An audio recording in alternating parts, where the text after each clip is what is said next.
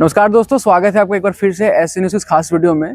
दर्शकों, जैसे आपको पता है कि स्पिरिचुअल एग्जीबिशन जो लगता है सतलोक आश्रम में संत रामपाल जी महाराज जी के सानिध्य में, उसका आज मैं आपको बहुत ही बेहतरीन एक समझ लो शॉर्ट स्टोरी दिखाने वाला हूँ। एक ह्यूमन लाइफ की स्टोरी दिखाने वाला हूँ कि कैसे जब हम यहाँ पे धरती पे आते हैं और जो परमेश्वर हमको हमारे पीछे पीछे लगते हैं, भक्ति करवाते हैं, या फिर जो हम भक्ति साधना करते हैं उसके पीछे और साथ साथ में जो पूर्ण परमात्मा होते हैं वो हमारे पीछे कैसे एक जीव के पीछे लगे रहते हैं सद्भक्ति करवाने के लिए, यहाँ पे बहुत ही बेहतरीन तरीके से समझाया गया है।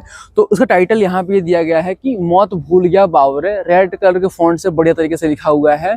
और मोटा मोटा इस पोस्टर के अंदर मैं आपको अगर ओवरव्यू दूँ तो इसमें लिया है कि कैसे परमेश्वर खुद इस धरातल पे आते हैं और एक संत का रूप लेते हैं और लोगों को ज्ञान समझाते हैं और कहते हैं, उनको प्रेरित करते हैं कि वो भक्ति कर लें, परमात्मा की सतभक्ति करके वो जन्म मरण के कष्ट से बाहर निकल जाएं।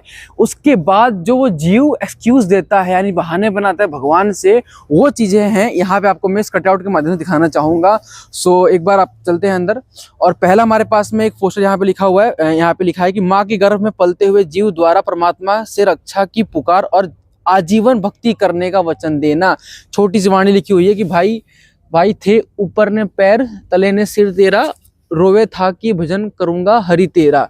मतलब कि जब माताएं बहनें हमारी जो प्रेग्नेंट होती हैं तो उस दौरान जो जीव आत्मा होती है गर्भ में, वो आप देखते हो कि सुनते हो कि वो कहती है कि बच्चा लात मार रहा है, पेट मार रहा है, फिर गुलाटी कर रहा है। तो वो एक्चुअली क्या होता है कि वो दर्द में होता है। जो जीवात्मा इसके अंदर होती है वो दर्द में होती है। इसके अंदर इतना जलन होती है कि वो आग की तरह तपता है और उसमें जब उसको पीड़ा होती है तो वो अंदर ही अंदर अपने आप को एडजस्ट करने का ट्राई करता है, उसको हील करने का ट्राई करता है और अंदर वचन भरता है कि परमात्मा मुझे एक बार इससे बाहर निकाल दे और बाहर निकलते मैं तेरी भक्ति करूंगा। उसके बाद क्या होता है, सेकेंड स्टेज में जैसे ही जन्म लेते हैं तो सबको खुशी होती है कि भाई हमारे घर में संतान हुई है, बच्चा जन्म लिया है।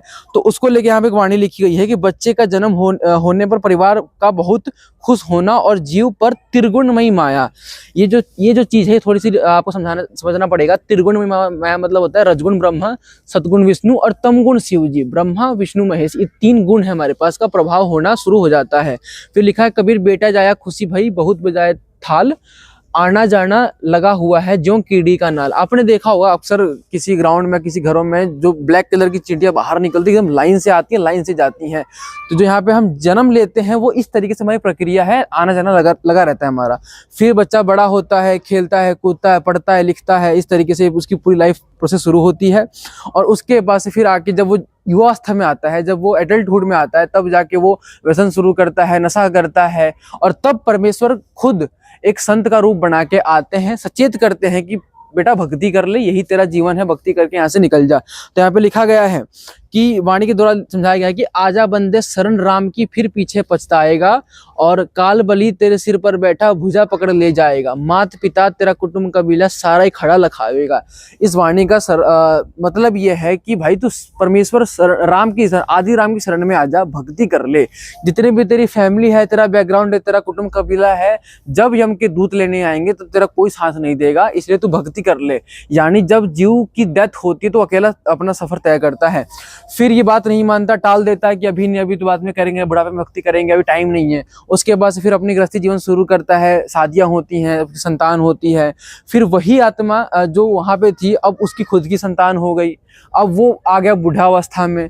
फिर परमेश्वर खुद फिर उसको फिर मिलते हैं, कहते हैं कि भाई तू फिर से भक्ति कर ले, फिर से सचेत करते हैं। फिर यहाँ पे समझाया गया है कि कहते हैं कि नाम सुमर ले, सुक्रम कर ले, कौन जाने कल की, खबर नहीं पल की। ये बहुत ही बेहतरीन छोटी सी वाणी में समझाया गया है कि एक पल का भी, सेकंड का भरोसा नहीं है कि कभी क्या हो जाएगा, इसलिए भगवान को सुमर ले। लेकिन फिर भी ये जीव आत्मा होता है वो टाल मटोल करता है, कहता है अभी समय नहीं है, बाद में करेंगे, फिर देखेंगे, बहुत सारा काम है, अभी तो पोते के लिए करना है, उसके लिए करना है, बहुत सारी चीजें। उसके बाद से फिर उसकी कंडीशन और ख़राब होती है और उसकी वृद्धावस्था बढ़ती रहती है। परमेश्वर फिर आते हैं, फिर समझाते हैं उसको कि बेटा भक्ति कर ले, भक्ति कर ले, नहीं मानता। फिर इसमें समझाया है क्या, इस तन सराय में जीव मुसाफिर करता रहे दिमाग रे, रात बसेरा कर ले डेरा, तू चले सवेरा त्याग रे। कल को तेरी मृत्यु हो जाएगी, तू कहाँ जाएगा फिर। तो कह रहे हैं कि इस तन सराय में जो हमारी ये जो शरीर है, एक तन है, ये समझ लो रेंट पे है हम। जैसे कि हम मकान में रेंट पे रहते हैं 10 साल का आप खाली करते हो तो आपको कितना दुख होता है कि यार मैं इस घर से जा रहा हूँ, आपका एक अटैचमेंट हो जाता है।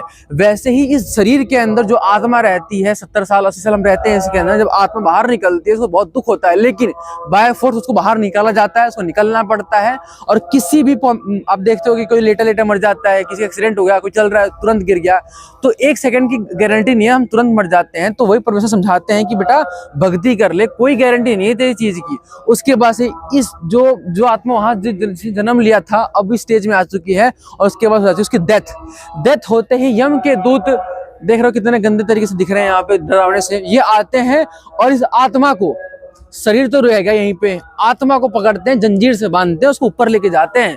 फिर कबीर साहब जी कहते हैं कि जो यहाँ पे मतलब आए हैं सो जाएंगे, राजा रंग फकीर, जितने यहाँ पे आए हैं, चाहे वो राजा हो, मंत्री हो, नेता हो, गरीब हो, फकीर हो, जो भी है सारे जाएंगे, लेकिन जाने जाने में फर्क है। आए हैं सो जाएंगे, राजा रंग फकीर, एक सिंहासन चढ़ चले, एक जुड़े जात जंजीर।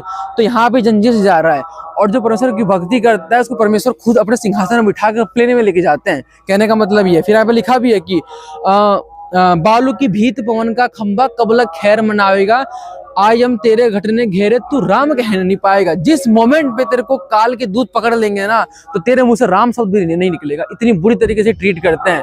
दोस्तों ये एक्चुअली कोई हाइपोथेटिकल या कोई फिक्शनल स्टोरी नहीं समझाया जा रहा है। पहले आपको मैंने बताया कि संत रामपाल जी महाराज जी के आश्रम में जो चीजें बताई जाती हैं वो स्क्रिप्चर बेस्ड होती हैं, और वो सारी चीजें जो बताई गई हैं लिटरली हमारे साथ में होता है, बट हम इतने विवेकहीन हो चुके हैं कि हम इस चीज को एक स्टोरी मान के छोड़ देते हैं।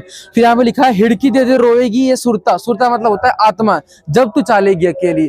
अभी तक हमको ये लगता है कि हमारा सारा खानदान, हमारे ताता नाना नानी बाबा बाबी ताऊ ताई बहुत सारी चीजें हमारे पास रहती हैं, हम लगता है कि हमारा कितना बड़ा कुनबा है हमारा, लेकिन जब हम मर जाते हैं तो मरने के बाद हमको फील होता है कि हम अकेले जाएंगे। उस टाइम हम बहुत रोते हैं कि हमारे साथ कोई नहीं गया। और उसी चीज को दूर करने के लिए परमेश्वर कई बार आके वेश बदल के समझाए, लेकिन हम नहीं समझे। उसके बाद से फिर जो आत्मा को लेके जाते हैं धर्मराय के दरबार में, यस ये है मेन चीज।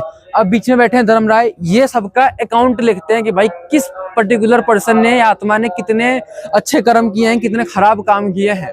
तो यहाँ पे ये फिर से बोलता है कि परमेश्वर मुझे फिर से आप मौका दो, मैं फिर से भक्ति करूंगा।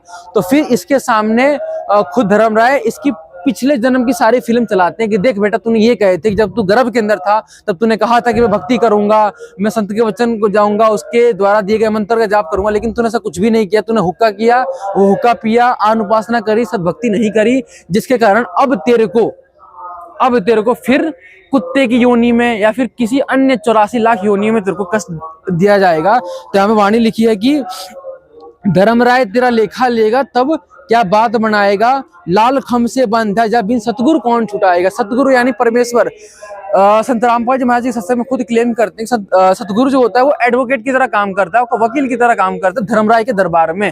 तो यहाँ पे धर्मराय के दरबार में तो सतगुरु है नहीं, क्योंकि उसने दीक्षा नहीं ली थी बार बार समझाने के बावजूद भी। और आज यहाँ पे इसको पकड़ के यमदूत खड़े हैं और फिर इसको बोलते हैं कि ले तूने शराब पी थी, तूने ये पिया था, अब तेरे को कुत्ते का जन्म मिलेगा।